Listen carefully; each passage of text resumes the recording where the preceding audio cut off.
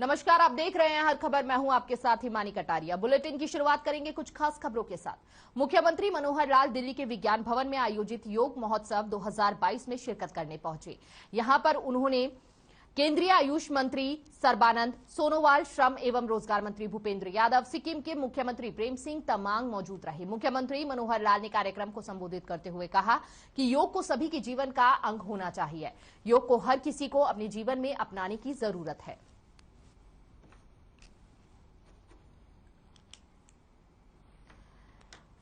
तो सीएम मनोहर लाल भी वहां पर पहुंचे थे और ऐसे में दिल्ली के विज्ञान भवन में उन्होंने लोगों को संबोधित करते हुए कहा कि योग को सभी के जीवन का अंग होना चाहिए, बेहद लाभ मिलते हैं।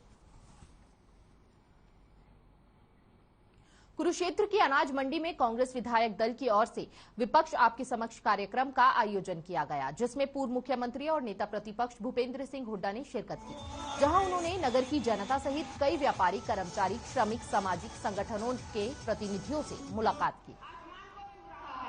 पेट्रोल के, डीजल के रेट बढ़ चुके हैं। आज जो हमारी गृहिणी है वो घर में खाना सिलेंडर का रेट 1000 रुपया हमारे पर एमएलए से दुखी है।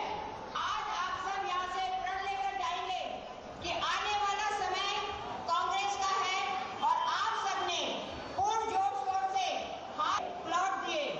तो इस करके आज मैं सबका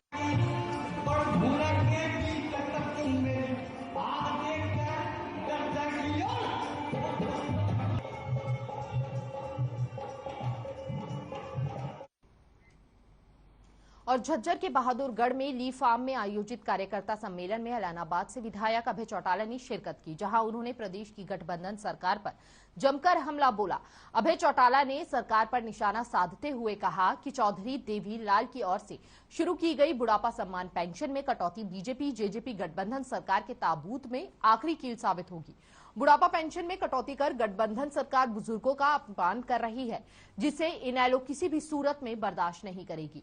इनेलो सरकार आने पर बुढ़ापा पेंशन को 10,000 रुपए किया जाएगा, जबकि बेरोजगारी भत्ता 21,000 रुपए किया जाएगा। तो ऐसे में आरोप प्रत्यारोप की राजनीति की शुरुआत हो चुकी है, जहां पर इनेलो के नेता ने जबरदस्त हमला बोला है बीजेपी की गठबंधन की सरकार पर। और ऐसे में उन्होंने कहा कि पेंशन को आड़े हाथों लिया। 5 राज्यों के जो चुनाव हुए,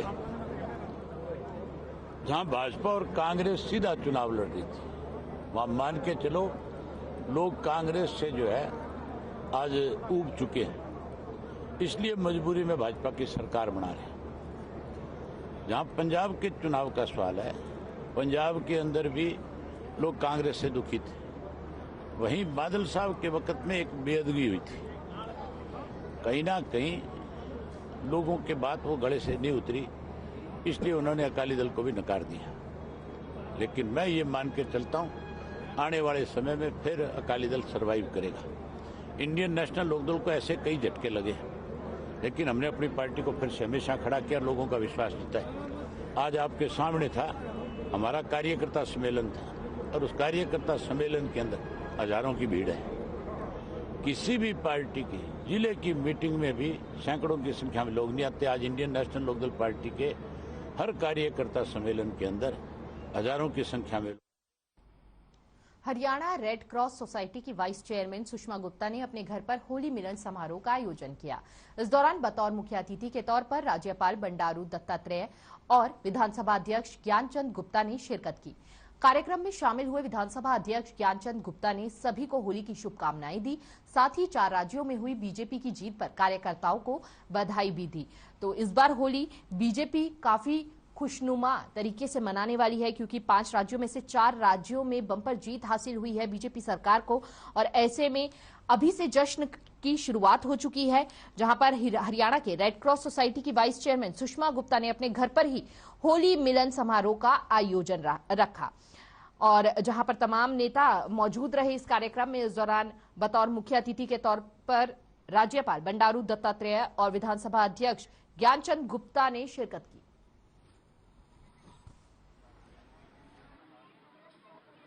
देखिए, हमारा देश त्योहारों का देश है, उत्सवों का देश है, और जब भी ऋतु परिवर्तन होता है वो कोई ना कोई त्योहार के साथ जुड़ा हुआ है और होली जो रंगों का त्योहार है, खुशियों का त्योहार है और कहा यह जाता है कि सभी गिले शिकवे भूलने का त्योहार है। होली यानी होलिया, जो कुछ हो लिया, अब आगे के लिए नया जीवन, नई किरण के साथ हम अपना जीवन शुरू करें। नहीं, ये आज होली है। पहले तो कोरोना था तो इस चक्कर में कोई प्रोग्राम हो नहीं रहे थे। अब कोरोना खत्म हो रहा है, ऑलमोस्ट खत्म सा ही है, तो इसलिए हमने सोचा है भी चलो गेट टुगेदर कर लेते हैं। पूरा राजभवन का स्टाफ और हमारा स्टेट का स्टाफ ही है और हमारे बहुत क्लोज फ्रेंड है, बाकी बहुत ज्यादा तो बुलाए भी नहीं है। तो एक भाजपा भी जीत गई है तो हमने कहा ये जश्न हो जाएगा, सोने पे सुहागा हो गया। गवर्नर साहब हमारे चेयरमैन है, उन्होंने हमारा इनविटेशन एक्सेप्ट करा, हमें बहुत अच्छा लगा। आज तो हमें ऐसे लग रहा है कि जैसे चींटी के घर भगवान आगे हों। मतलब हमारे पास शब्द भी नहीं है किस शब्दों से उनका धन्यवाद करें। उन्होंने हमें आके हमारा मान बढ़ाया, गवर्नर साहब ने हमें। पिहोवा में शहरी निकाय मंत्री डॉक्टर कमल गुप्ता और खेल मंत्री संदीप सिंह ने शहर में 1 दर्जन सभाओं को संबोधित किया। वहीं लोगों ने सभी सभाओं में मंत्रियों का जोरदार स्वागत किया। इस दौरान शंखनाद की ध्वनि और भारत माता के जय घोष के साथ दोनों मंत्रियों ने नपा चुनावों का बिगुल बजा दिया। साथ ही लोगों ने अपने मन की बात और सरकार के विकास तथा गौरवशाली इतिहास के मुद्दे को साझा किया। इस बीच मंत्री कमल गुप्ता ने कहा कि मंत्री संदीप सिंह शहर के विकास के लिए जो भी चिट्ठी लिखकर देंगे सरकार उसे तुरंत पूरा करेगी। अब शहर की गलियों, सड़कों, नालियों और अन्य बचे विकास कार्यों को जल्द पूरा किया जाएगा। सरदार संदीप सिंह जी का पुष्पमाला के बारे में बताइए। इसमें कोई शक नहीं, निकाय चुनाव आने वाले हैं और हमारी पार्टी पूरी तरह से तैयार है और उसी के निमित्त हम यहाँ पर लोगों के दर्शन करने आए। और ये मेरा बड़ा सौभाग्य है कि इस धार्मिक नगरी में, कृष्ण की भूमि में, सरस्वती की भूमि में मुझे इतने देवों के दर्शन मिलने बहुत अच्छा लगा। लोगों में बहुत अच्छा उत्साह है और लोगों का बहुत भारतीय जनता पार्टी की तरफ बना। कैबिनेट के मंत्री डॉक्टर कमल गुप्ता जी से जो उनकी वाणी है, जो उनके विचार हैं सरकार को लेकर, क्योंकि मेरे साथी भी हैं, बड़े भी हैं मेरे, कैबिनेट में भी इनसे चर्चा होती रहती है कि किस प्रकार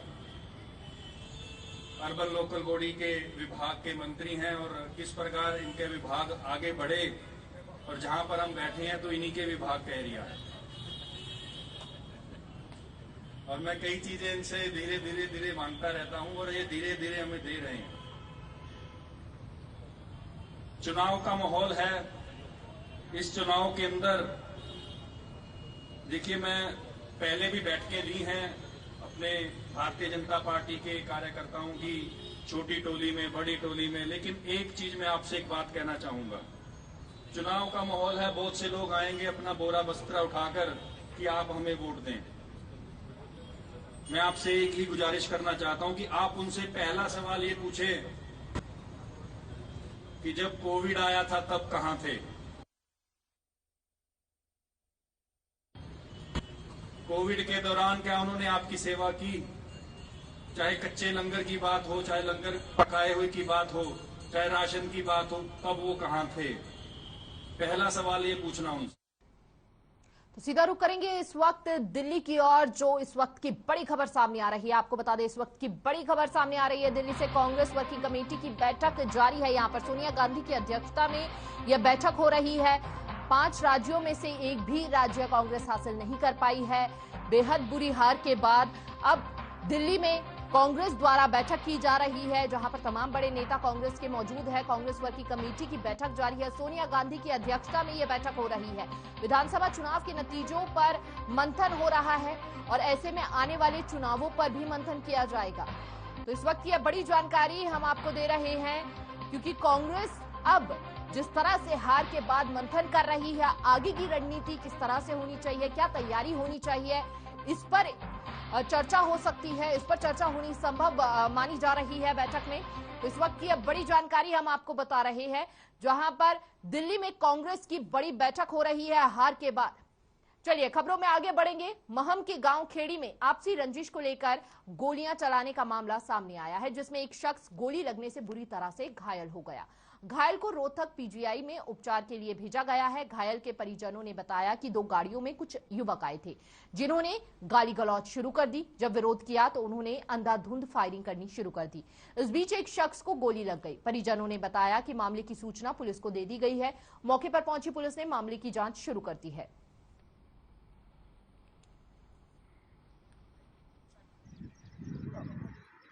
खेड़ी में गोली चलने की सूचना मिली थी।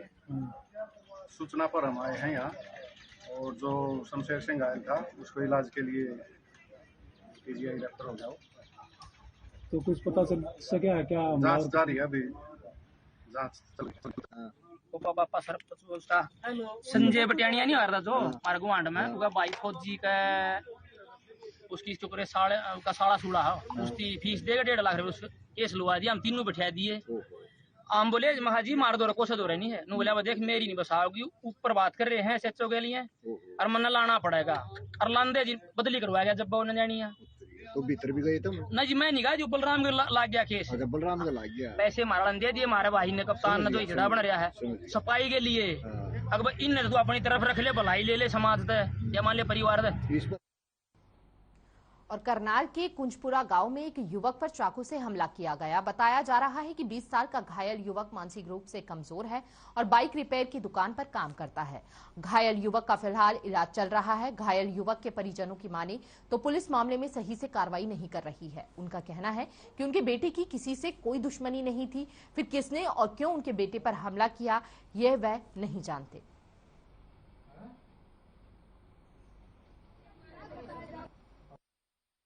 कहता है इसकी बहन आई है अपने भांजों के साथ खेल रहा था। 2-3 बार फोन आया उसके पास, उसने फोन उठाया। इसने समझा रॉन्ग नंबर, तभी मैंने पता नहीं है कुछ कहा या ना कि मेरे को नहीं पता। एक बार फिर कहते मम्मी फोन आ रहा, मैं किसका मेरे को दिखा। फिर मैंने उसी नंबर पे फोन किया, कहता आंटी रॉन्ग नंबर हमने नहीं किया। उसी नंबर पे जोसेफ नंबर से फोन आ रहा था। तो मैंने क्या कहता आंटी हमने नहीं किया। मैं ये नंबर तुमने फोन किया अभी, तो तुम कैसे कह रहे हो अभी फोन नहीं आया? फोन तुम्हारा ही आया है। इतनी देर में उन्होंने कट कर दिया फोन। मैं थोड़ा अंदर तक गई, मेरा बच्चा गेट तक गया, पता नहीं फोन दोबारा आ गया होगा, उन्होंने बुला लिया। पता नहीं कैसे बाइक पे बिठा के ले गए या पैदल खींच के ले गए। उस साइड थोड़ा अंधेरा सा पड़ता है। उन्होंने मेरे बच्चे को चाकू से बाहर चलाया, यहाँ पे पेट में 7-8 बार मारा। एक ही है मेरा बच्चा। नहीं वो कितने नहीं पता नहीं।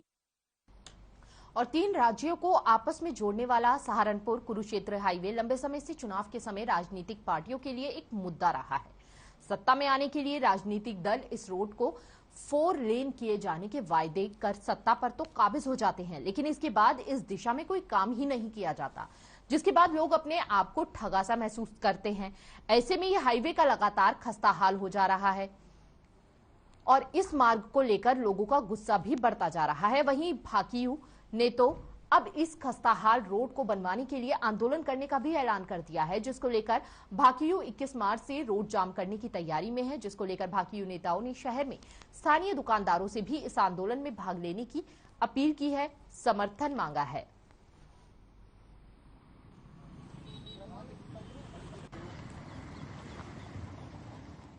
इतना बुरा हाल है कि अफसर भी वहां बैठते नहीं। सरकार ने किसी की जान माल की कोई परवाह नहीं है। अभी 4 दिन पहले एक दौड़ी गांव का 6 साल का बेटा सड़क के खड्डे के कारण ही उसकी मौत हुई है।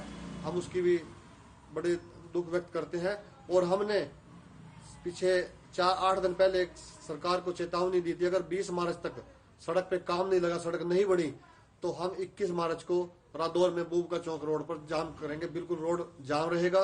और आज हमने कमेटियां बनाकर आसपास के गांव में प्रचार प्रसार शुरू कर दिया है और आज रादौर में दुकानदारों से भी हम अपील करने के लिए आए हैं। आज जितना भी हमारा बाहर सड़कें बन रही है, पूरा मटेरियल हमारे यमुनानगर जिले से जा रहा है और खनन में इतना ओवरलोड का भी इतने कोई परवाह नहीं कर रहे हैं। रोड के बारे में इसको 4 लाइनिंग करने के लिए इसका लगभग टेंडर भी हो चुका है। इसकी पेड़ कटने की वो NOC आने वाली है, लगभग जल्दी ही इसके ऊपर काम लग जाएगा, क्योंकि ये मैंने लोकसभा के अंदर भी इस बात को उठाया था, क्योंकि इस रोड के ऊपर जो ये कुरुक्षेत्र से लेकर के यमुनानगर तक रोड है, इसके ऊपर 500 मंडियां पड़ती हैं और इसके ऊपर शुगर मिल पड़ती है इस रोड के ऊपर 2 शुगर मिल पड़ती हैं और इसके ऊपर एशिया की सबसे बड़ी लक्कड़ मंडी पड़ती है, क्योंकि इसके ऊपर बहुत ज़्यादा दबाव वाहनों का है।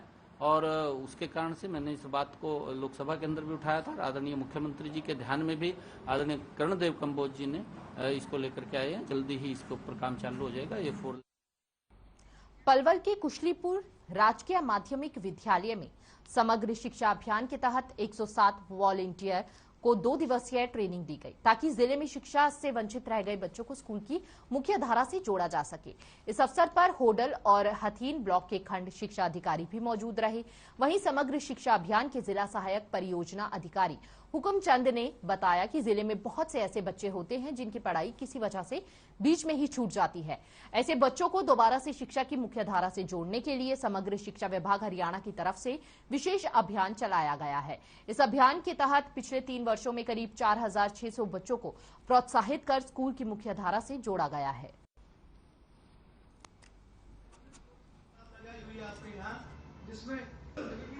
मोटो जो बच्चे नॉन स्टार्टर हैं या आउट ऑफ स्कूल चिल्ड्रन हैं, उनको मेन स्ट्रीम में जोड़ना, मुख्य धारा में जो शिक्षा की मुख्य धारा उसमें उसके लिए प्रेरित करना अभिभावकों को भी और बच्चों को भी, ताकि वो स्कूली शिक्षा में इनके मेन स्ट्रीम में इनके दाखिल हो सकें। उसके बाद ये वो अपनी शिक्षा इनके प्राप्त कर सकें। ट्रेनिंग दी जा रही है। ये ट्रेनिंग हमारे इस साल के वर्ष 2021-22 के जो हमारे सेंटर चले हुए हैं, 107 कदम केंद्र हमारे यहाँ पर कार्यरत हैं और इनमें 107 ही हमारे वॉलंटियर काम कर रहे हैं। इनको हमने 2 दिन की ट्रेनिंग पहले हमने सितंबर में दी थी और उसके बाद में कुछ और वॉलंटियर लगाए गए थे, तो उनकी और या पुराने जो वॉलंटियर हैं उनकी कुछ समस्याएं थी, बीच में कुछ जो कदम टूल किट आए थे उनसे संबंधित भी हमें ट्रेनिंग देनी थी। तो हमने ये ट्रेनिंग का 2 दिन का आयोजन किया है। यहाँ पर ये ट्रेनिंग आउट ऑफ स्कूल जो चिल्ड्रन होते हैं, बच्चे होते हैं, उनको मेन स्ट्रीम में लाने की बात होती है। तो उनको क्या क्या करना चाहिए वास्तव में, किस प्रकार से डायरी भरनी है, किस प्रकार से उनको बेसलाइन टेस्ट लेना है, उनको एंट्री कैसे करनी है और किस प्रकार से उनको एक्टिविटी बेस्ड लर्निंग पढ़ाना है, वो सब चीज़ें इन 2 दिवसीय ट्रेनिंग में की जा रही है।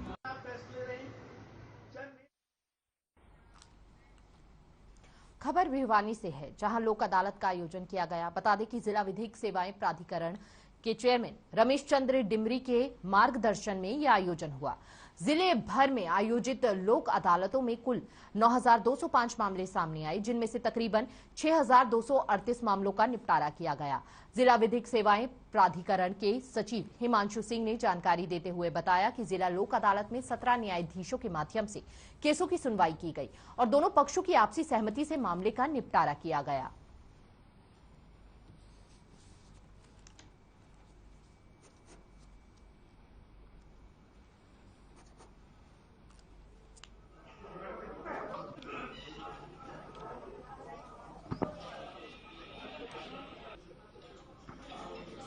राष्ट्रीय विधिक सेवाएं प्राधिकरण के निर्देशानुसार आज संपूर्ण भारत में राष्ट्रीय लोक अदालत का आयोजन किया जा रहा है।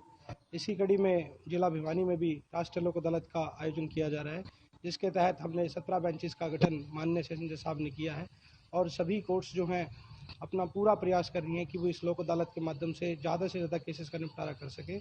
इन केसेस में वैवाहिक मामले, जमीन जायदाद से जुड़े मामले, चेक बाउंस संबंधित मामले, छोटे मोटे क्रिमिनल केसेस जिनमें कंपाउंडिंग या समझौता हो सकता है, वो सभी मामले, लोन संबंधी मामले, बैंक संबंधी मामले सभी टेकअप किए हुए हैं और सभी कोर्ट्स पूर्ण प्रयास कर रही हैं कि वो ज़्यादा से ज़्यादा मामलों का आपसी भाईचारे से निपटारा कर सकें। लोक अदालत की एक सबसे बड़ी बात यह है कि इस केस यहाँ लोक अदालत में निपटा हुआ केस की कोई अपील, कोई दलील नहीं होती।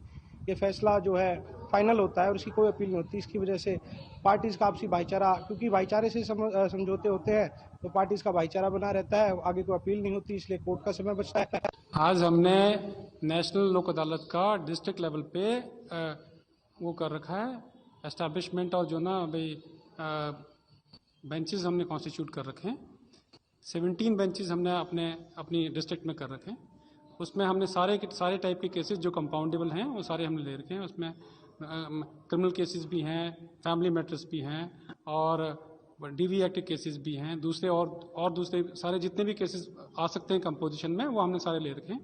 और हम उम्मीद करते हैं कि मैक्सिमम केसेस उसमें सेटल होंगे।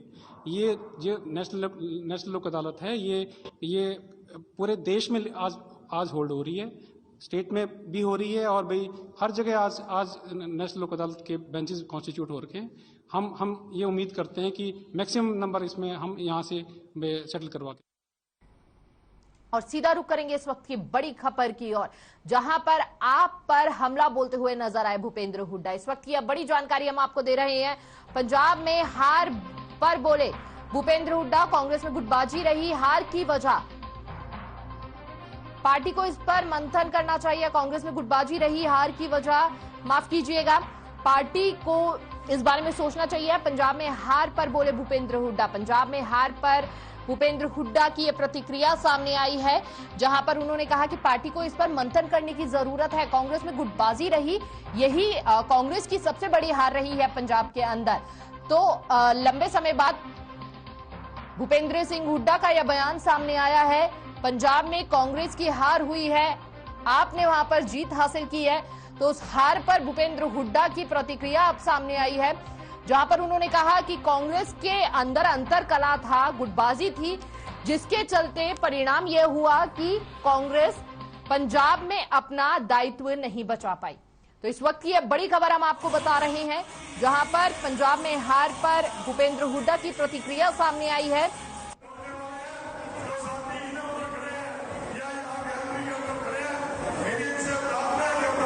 देखिए, पंजाब में मैं समझता हूं जो पार्टी में एक दूसरे की गुटबंदी थी, वो एक कारण हो सकता है। वो कांग्रेस को ठीक करना चाहिए।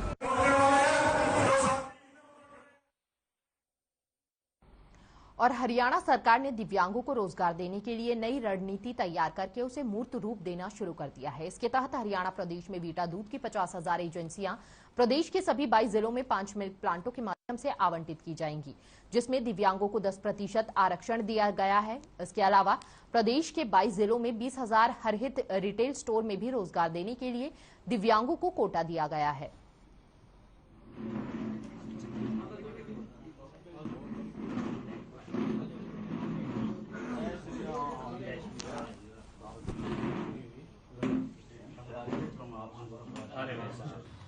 पिछले दिनों हरियाणा सरकार ने दिव्यांगजन के सशक्तिकरण के लिए 3-4 नई योजनाएं प्रारंभ की हैं। इस अवसर पर मैं उन योजनाओं के बारे में आपसे बातचीत करने के लिए कुछ वार्तालाप करने का इच्छुक हूं। उस नाते मैं बताना चाहता हूं कि हरियाणा के गजट में अभी गजट नोटिफिकेशन जारी करके हमने 2 योजनाएं शुरू की हैं, दोनों रोजगार से संबंधित हैं, जिसमें वीटा दूध की एजेंसियां जो 14 मार्च 2022 तक सायंकाल 5 बजे तक ऑनलाइन निवेदित की जा सकती हैं। आवेदन पत्र उसका प्रस्तुत किया जा सकता है, ऑनलाइन वो करना है। हरियाणा में 5 हमारे मिल्क प्लांट हैं, सभी 22 जिलों को उन मिल्क प्लांटों के साथ हमने जोड़ दिया है। 50,000 वीटा के एजेंसियां हम हरियाणा में देने वाले हैं, जिसमें 10% आरक्षण दिव्यांगजन का है। 20 का हमने रोस्टर रजिस्टर बनाया है।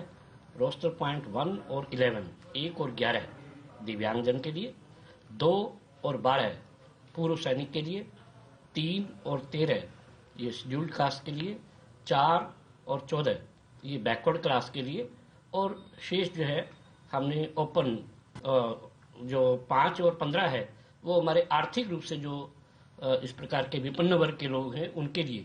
शेष 50% ओपन के लिए है। तो यह हमने प्रारंभ कर दिया है। इसमें 50,000 रुपये धरोहर राशि देनी है, 10वीं कक्षा की अर्हता चाहिए, और इसके अलावा 500 रुपया प्रार्थना पत्र के साथ में नॉन रिफंडेबल शुल्क लगेगा।